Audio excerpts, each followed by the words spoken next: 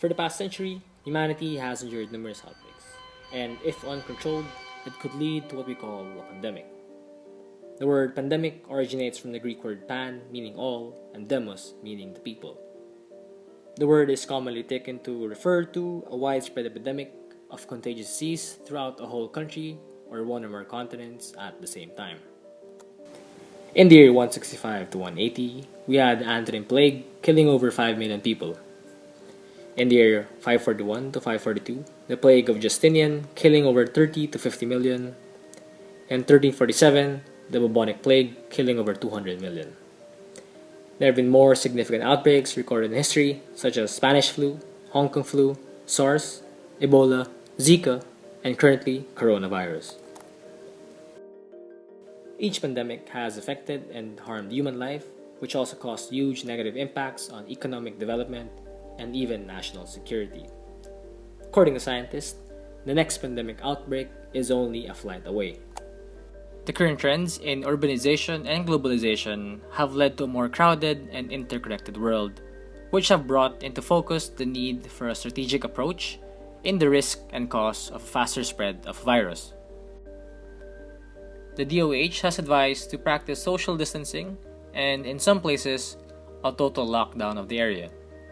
The effects of the pandemic have led to implementations of social constraints to stop the spread of the virus.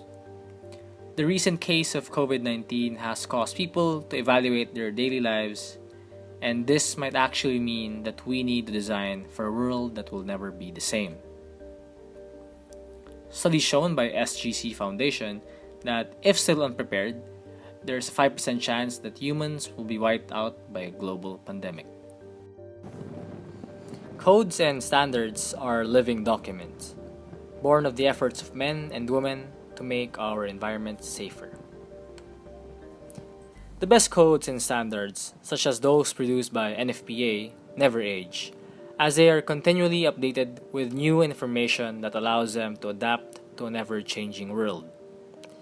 Such is the case with NFPA 101 Life Safety Code, originally known as the Building Exit Codes. It had its origins in the efforts to make factories safer for workers in the early days of the 20th century. Following the collapse of the World Trade Center in 2001, many people vowed to never allow anything like that to happen again. The attack served as a wake-up call for structural engineers. It was about learning how to prevent a similar incident from happening again. The building's failure highlighted the importance of having a plan in place to handle an attack like that. While it may seem like a simple safety measure, the invention of a seatbelt can prevent many injuries and deaths in a car crash. After the safety benefits of seatbelts became widely known in the US, it became a standard all over the world. With that being said, the current spatial configuration that we have is not equipped to the future needs of a pandemic reality. The solutions we have developed and used, such as lockdown quarantines, travel restrictions, and other spatial response, are not enough to help prevent the spread of the virus. This is why I am proposing pandemic architecture, redefining spatial configuration through the theory of aleatoric milieu. The goal of this research is to explore different design solutions that would help in the prevention and containment of future infectious disease for the individual and collective needs. Ultimately, this proposed typology would allow humans to interact and move through a new spatial configuration in the context of a pandemic reality. But before proceeding, it is important to define and explain the key terminologies for this research. The objectives of this research are: first, is to identify all potential viruses in a macro perspective. Second, to identify how to prevent these transmission in order to create a solution. Third, to understand how the human and the environmental factors can help propagate the spread of the virus. And fourth, to apply the fundamentals, goal, and discipline of the theory of aleatoric milieu in the pandemic architecture. A pathogen is a living organism that can cause diseases. Though there are different types of pathogens, the most common ones are bacteria, virus, fungi, and protozoans. Of the various types of pathogens present in the environment, scientists identified the characteristics of pathogens that could be capable of causing a pandemic outbreak. The characteristics of a pathogen that scientists are on the lookout for is a virus having an RNA genome rather than a DNA genome. Different types of pathogens have varied routes of transmission, from blood and body fluids to vector, borne to fecal, oral to respiratory. While each mode of transmission is capable of causing large outbreaks, certain modes of transmission are easier to control than others through simple intervention. Of the different modes of transmission, airborne diseases are the ones that will most likely lead to an outbreak due to the fact that the simple act of breathing can cause the spread of a pathogen. Scientists have identified several groups that are spread by respiratory routes and possesses RNA genome. These are orthomyxoviruses, paramyxoviruses, pneumoviruses, coronaviruses, and picornaviruses. These are considered as the biggest threat as pathogens that could one day cause a pandemic outbreak.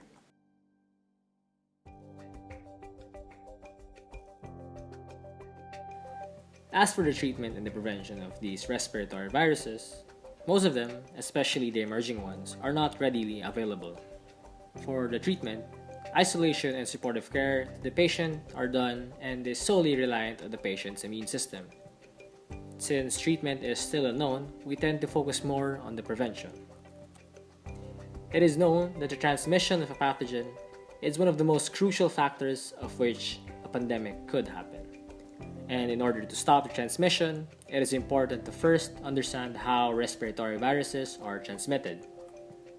Respiratory viruses are transmitted either by contact or airborne.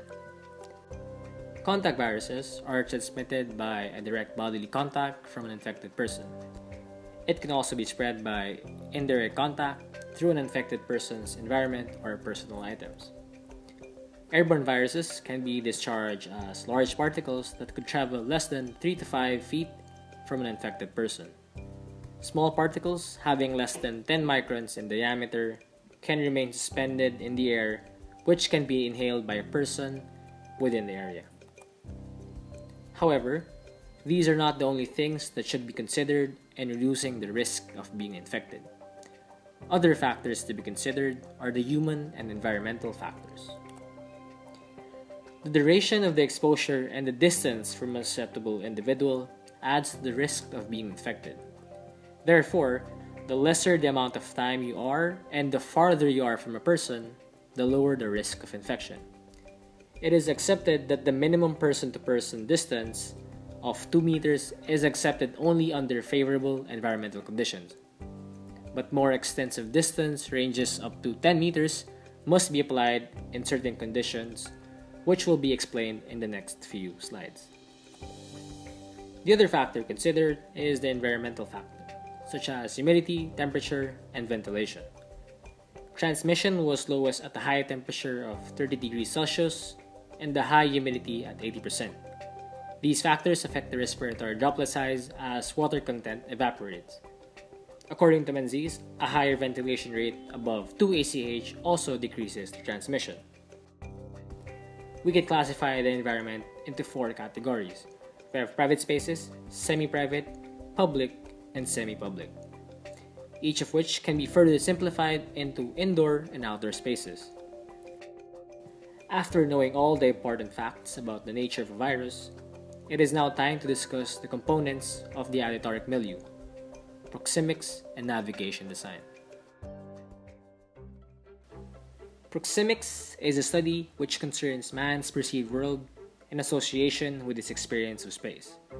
It is a combination of many sensory inputs: visual, auditory, kinesthetic, olfactory, and thermal.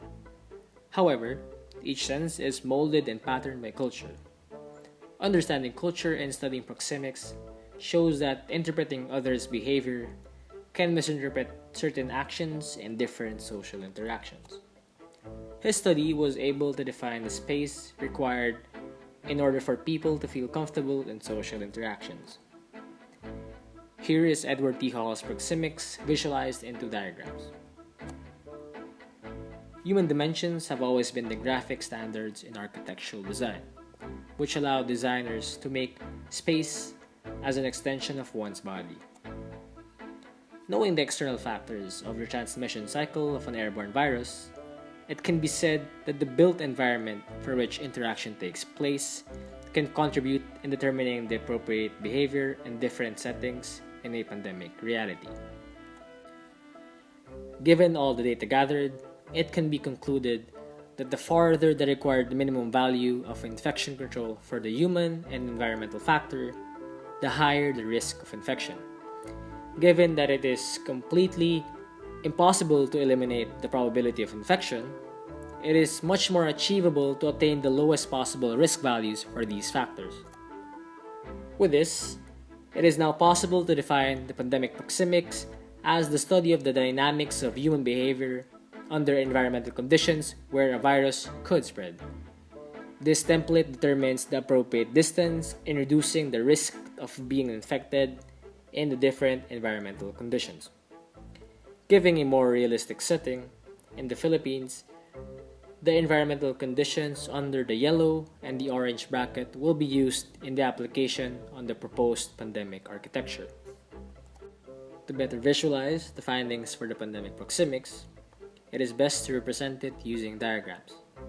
The color palette shows the range of distance of the transmission, and the dot represents an individual person in a plan view. The red zones indicate high-risk areas, and the yellow zones indicate the safest areas. Since people can turn around, the range by which a person can spread the virus is represented in a circle. This sphere of propagation, or to what we can refer to as the pandemic space bubble, can be projected into an architectural scale so as to expound on the concept of space. This figure shows the relationship between the distance and the duration of exposure to a susceptible person. This pandemic space bubble shows that as the red zones get nearer to each other, the riskier it gets.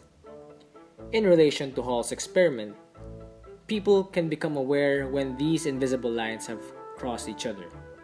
With this in mind, an awareness of space shall be created to allow for these bubbles to collide in certain situations, especially in social interactions. This next diagram shows a condition found in a typical outdoor environment, having higher humidity, temperature, and ventilation. This makes the space bubble required to be at minimum. On the other hand, when environmental conditions are not favorable, the space bubble increases in order to achieve the lowest possible risk of infection. These environmental conditions are typically found in indoor enclosed environment.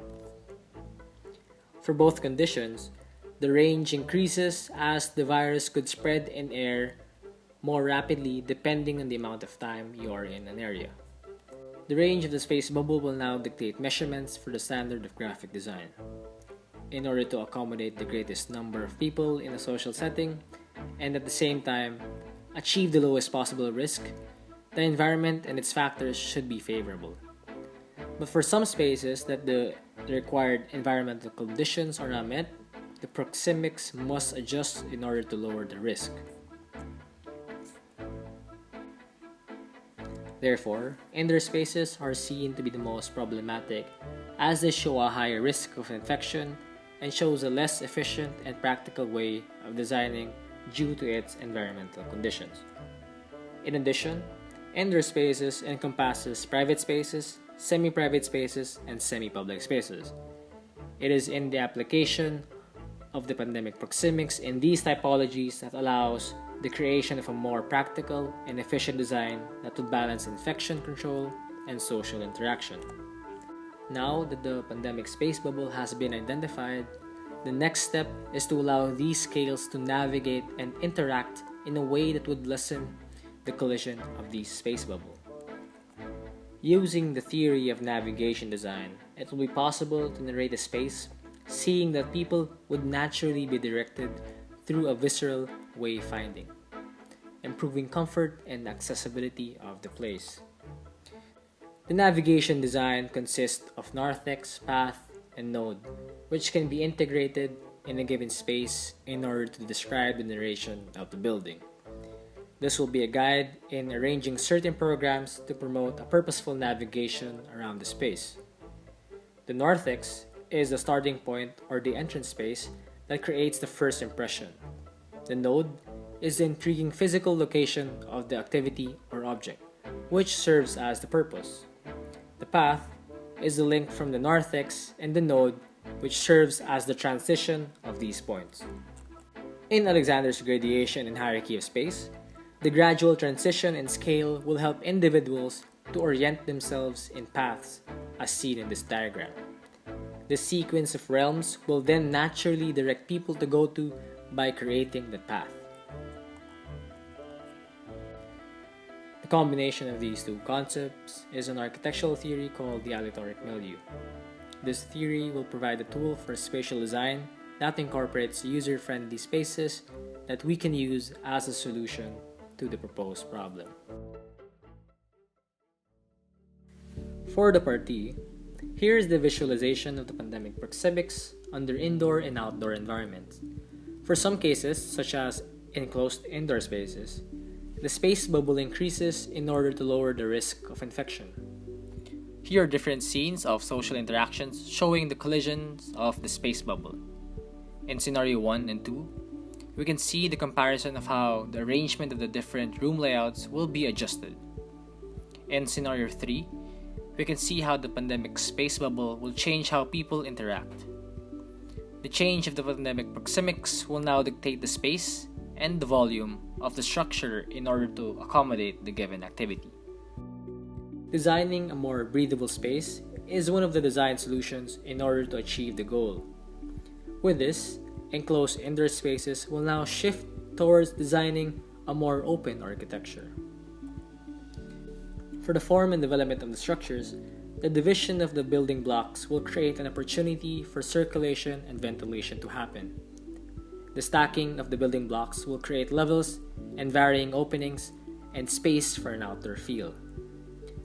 Iterations on the arrangement of the blocks by stacking and pulling will create terraces for green spaces. A wider narthex will be applied in order to create safer access points.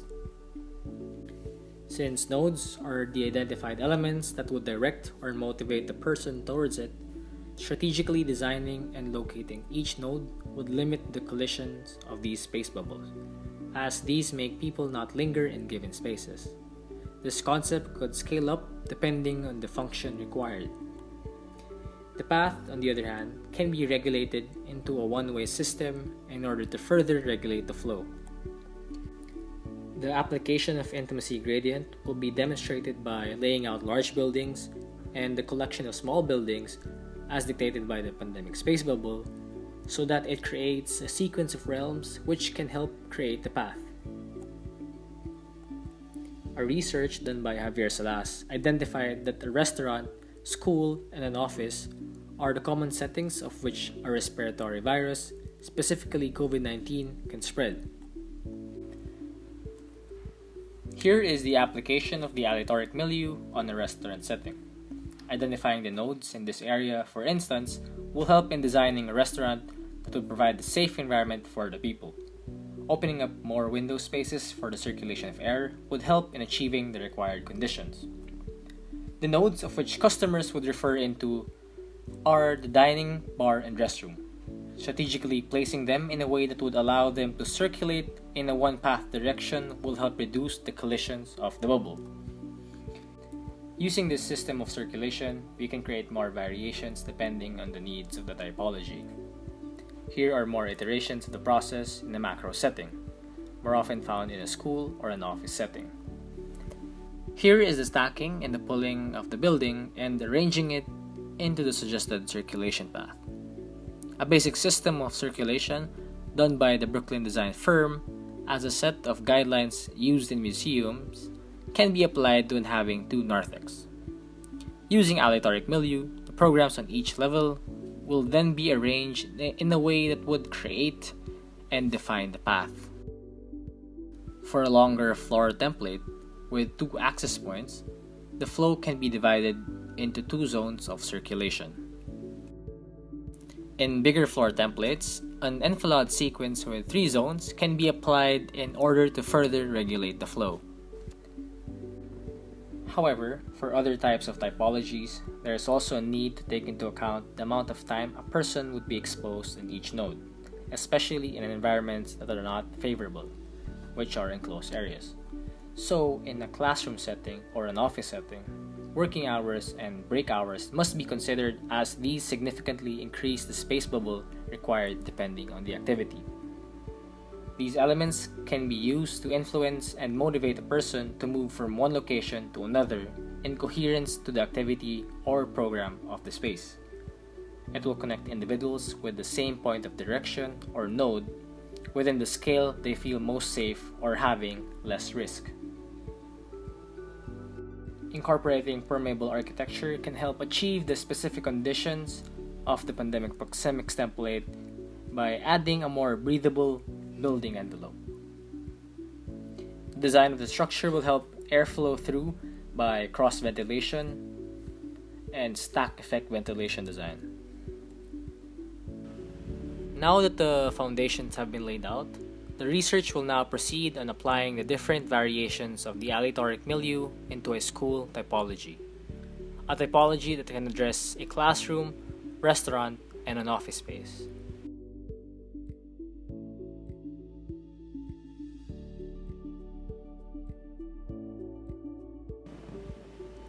In order to give a more relatable and familiar site, the De La Salle College of St. Benilde School of Design and Arts will be used as a prototype and redesigning for the proposed pandemic architecture. Here is the current SDA campus in isometric view. The School of Design and Arts is a 14-story academic complex with approximately 55,000 square meters of usable floor space, located at 950 Pablo Campo Street and about 500 meters away from the Taft campus. For the zoning analysis, the current structure serves 5 passenger elevators and 2 service elevators. 5 sets of fire exits are located along the perimeter of the building. The main entry and exit points are located at the front of the structure. However, an alternative route for some students and workers is located at the right side. The building has 4 floors of above-level parking space and 10 floors of workspace. The overall structure is generally breathable. However, every classroom and office space is enclosed and is air-conditioned, which is found to be problematic in a pandemic reality. The building also has a cafeteria, which is located at the 12th floor. Among its notable facilities is the 3-story theater, which is cantilevered 4 stories above the ground. For the proposed pandemic architecture, here is the macro-scale application of the design strategies on the SDA campus. The fire exits of the structure will be retained. However, minor adjustments on the elevator placement will be done. Circulation of the people within the building is seen to be one of the crucial aspects in designing a safe space for the users. Using the basic system of circulation proposed in the design template, the path will be regulated into a one-way system. Incorporating ramps that are located into the 2 zones of circulation will help regulate the flow. Ramp 1 will be designated for the upward movement of the flow. Ramp 2, on the other hand, will be designated for the downward movement of the flow. Results from the survey suggest that people feel safer in taking the stairs or ramps rather than riding an elevator. This proves to us that designing in the new normal heavily considers safety over comfort and ease of the people. The existing programs on each level will be arranged radially around the central ramps, which will then define the path. Incorporating a louvered exterior and interior walls will achieve the specific conditions of the pandemic Proxemics template.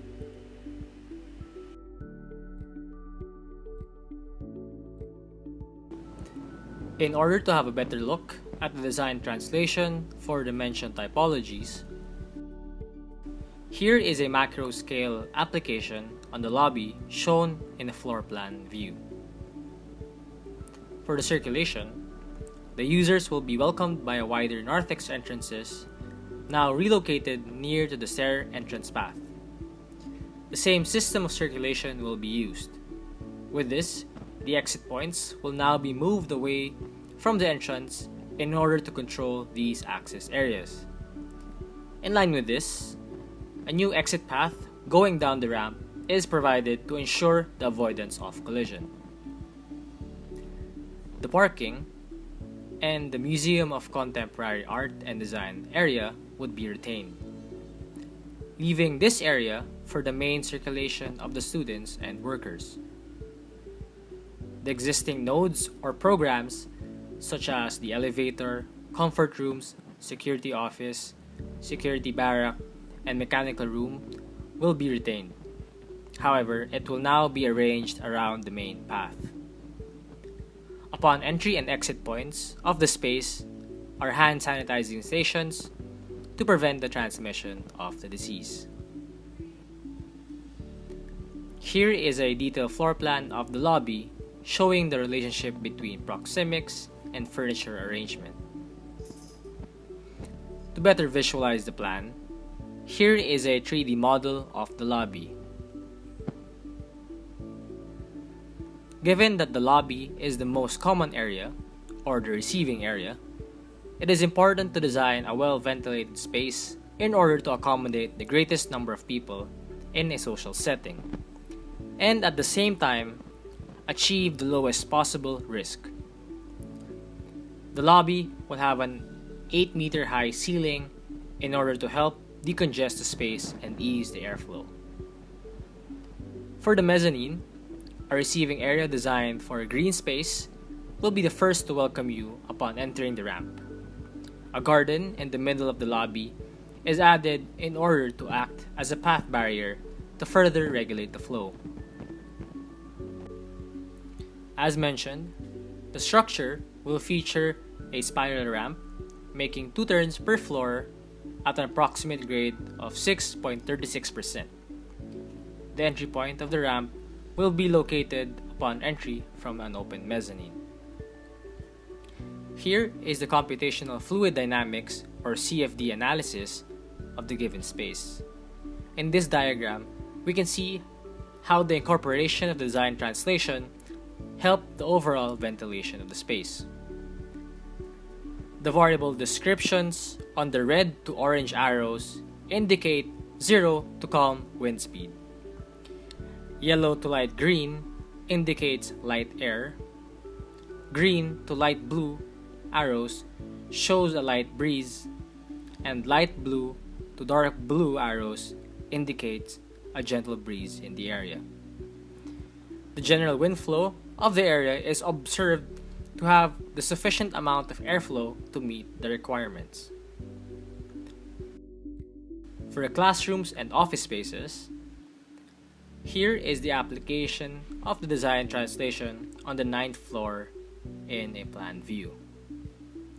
Same principle will be seen in this diagram, wherein ramp 1 will be the entry point leading to their respective nodes, and ramp 2 for their exit points. Again, nodes, in this case the classrooms and office space, will be arranged radially around the path. Classroom platforms are elevated in order to create sequence of realms for navigation. Hand sanitizing stations to help sanitize the people. Here is a detailed floor plan of the 9th floor showing the relationship between proxemics and furniture arrangement seen in classrooms and office spaces. Here is the application of intimacy gradient demonstrated in parts of the structure. Multiple platforms are elevated in a gradual manner in order to create sequence of realms which will create path that people will naturally be directed to. Here is the 3D model of the 9th floor. Again, incorporating the same louvered interior and exterior walls throughout the whole structure. The elevated platforms will also provide green spaces for better airflow. This diagram shows CFD analysis of the given space. Similar results are observed, having a general light breeze within the area. Here is a comparative analysis of the proposed pandemic proxemics on a classroom. In here, we can see the comparison of the current and the redesigned spaces and how the arrangement of the furniture layouts will be adjusted. Rooms will be provided 2 narthex, one for the entrance and the other for exit. In the case of redesigning SDA, the constraints of the structure adjusted the furniture layout in order to reach the allowable number of people as dictated by the pandemic space bubble. Here is the comparative analysis for the office space.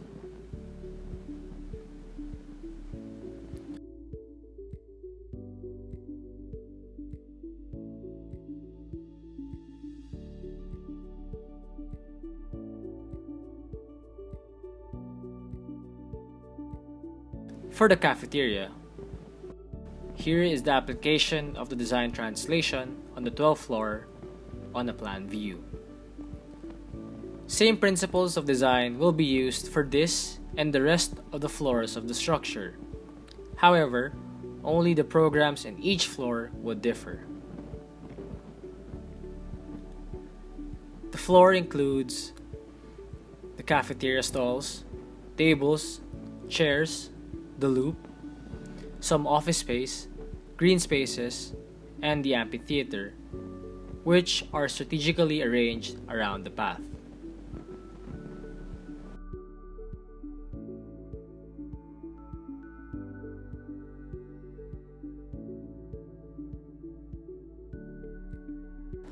In this diagram, again, we can see the comparison of how the arrangement of the different room layouts will be adjusted in the cafeteria.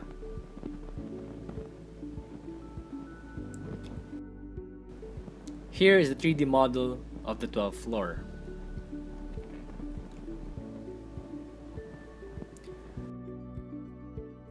The CFD analysis showing a well-ventilated space. The structure is designed to help airflow through by cross ventilation and stack effect ventilation design. Here are the sections of the structure.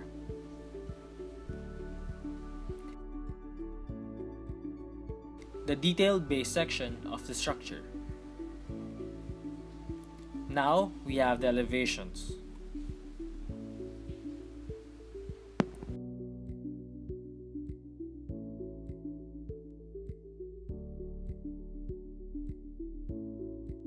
Here we have the site section. And finally, allow me to take you through the redesigned SDA in the new normal setup through these perspectives.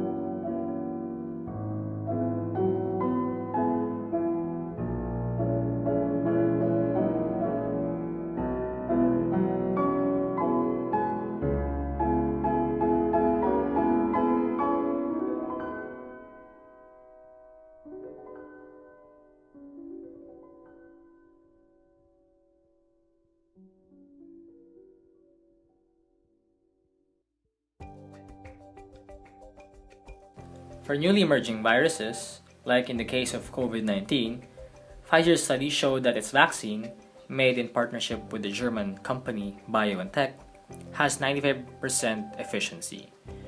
But there is still a risk. Scientists don't yet have all the necessary data to know exactly what it's effective at preventing.